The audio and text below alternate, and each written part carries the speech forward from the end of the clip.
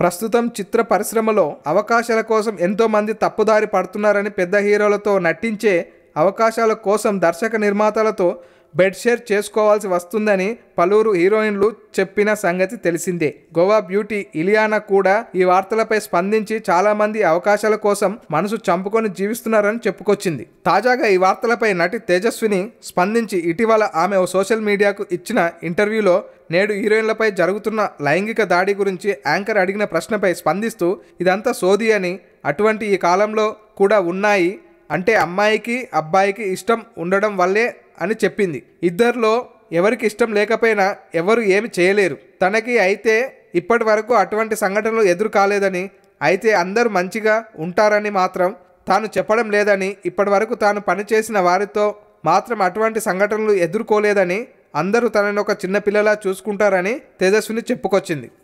ఈ వీడియో మీకు నచ్చినట్లయితే సబ్స్క్రైబ్ చేయండి. ఫిలిమి స్టార్స్ బోలెడంత న్యూస్ బోల్డ్గా.